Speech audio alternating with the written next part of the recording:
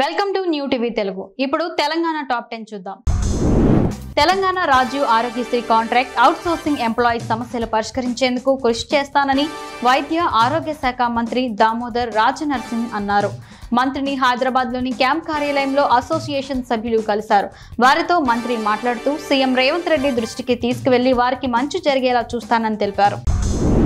మహబూబ్ నగర్, గద్వాల, వనపర్తి, నాగూర్ కర్నూల్, అచ్చంపేట, కల్వకుర్తి, నారాయణపేట, మక్తల్ నియోజకవర్గాల విద్యుత్ అధికారులతో ఉప ముఖ్యమంత్రి మల్లు భట్టి విక్రమార్క సమీక్ష సమావేశం నిర్వహించారు.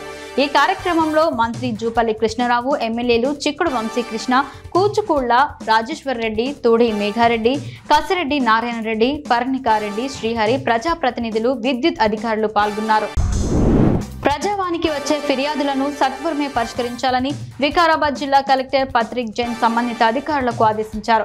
కలెక్టరేట్లోని సమావేశ మందిరంలో ఏర్పాటు చేసిన ప్రజావాణి కార్యక్రమానికి సుమారుగా 250 వరకు ఫిర్యాదులు వచ్చాయని, వాటిలో ధరణికి సంబంధించిన భూ సమస్యలు, ఆసరా పెన్షన్లు, ఇరిగేషన్, వికలాంగుల శాఖ, ఇతర సమస్యలకు సంబంధించి దరఖాస్తులు వచ్చాయని తెలిపారు.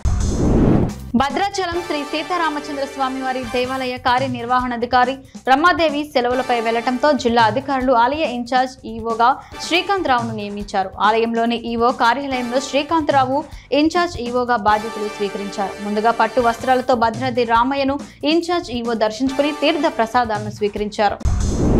కొమరంభీం జిల్లా కాగజ్ నగర్ మండలం అందవెల్లి పెద్దవాగు బ్రిడ్జ్ పై నుంచి వాహన రాకపోకలను సిర్పూర్ ఎమ్మెల్యే డాక్టర్ పాల్వాయి హరీష్ బాబు ప్రారంభించారు. ఎమ్మెల్యే మాట్లాడుతూ ఇది ప్రజా విజయమన్నారు. సహకరించిన జిల్లా కలెక్టర్ ఆర్ఎండ్బి అధికారులకు ధన్యవాదాలు తెలిపారు.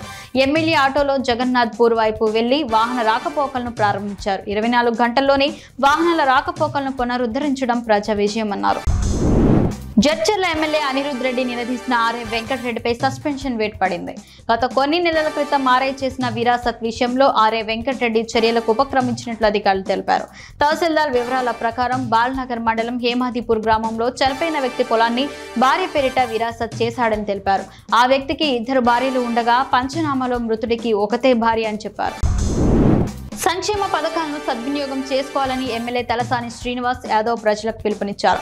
హైదరాబాద్ వెస్ట్ మారేడుపల్లిలోని తన నివాసంలో 17 మంది కళ్యాణ లక్ష్మి, షాదీ ముబారక్ పథకాల లబ్ధిదారులకు ప్రభుత్వం నుంచి మంజూరైన ఆర్థిక సహాయం చెక్కులను అందజేశారు. ఆయన మాట్లాడుతూ పేద మధ్య తరగతి కుటుంబాలకు చెందిన ఆడపడుచుల పెండ్లికి చేయూత అందించే గొప్ప కార్యక్రమం అన్నారు. పేదల భూములను కబ్జా చేస్తున్న వారిపై చర్యలు తీసుకుని బాధితులకు న్యాయం చేయాలని మానవ హక్కుల సంఘం రాష్ట్ర అధ్యక్షుడు సహీరా భాను డిమాండ్ చేశారు. తాండూరు మండలంలోని అంకేపల్లి శివారులో 18 ఎకరాల భూమిని చెన్నూరు, బెల్లంపల్లి ఎమ్మెల్యేల అనుచరులమని చెప్పుకుంటున్న మందమరికి చెందిన సదానంద రాజన్న ఆక్రమించుకున్నారని ఆరోపించారు. ఈ విషయంపై తాండూరు సీఐ తహసీల్దార్ కార్యాలయంలో ఫిర్యాదు చేశామన్నారు.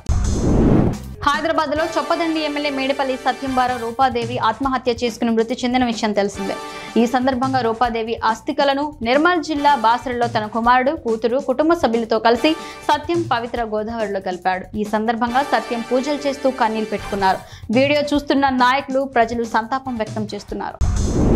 మెదక్ జిల్లా నర్సాపూర్ నియోజకవర్గం కొల్చారం మండలం పోతన శెట్టిపల్లి జాతీయ రహదారిపై జిల్లా రోడ్డు రవాణా అధికారి శ్రీనివాస్ కు ప్రత్యేక తనిఖీలు చేపట్టారు. ప్రభుత్వానికి చెల్లించాల్సిన రోడ్డు ట్యాక్సీని చెల్లించని వాహనాలను జప్తు చేస్తున్నామన్నారు. రోడ్డు భద్రతపై వాహనదారులకు అవగాహన కల్పిస్తున్నామన్నారు. వాహనదారులు సురక్షితంగా తమ గమ్యానికి చేరాలని కోరారు.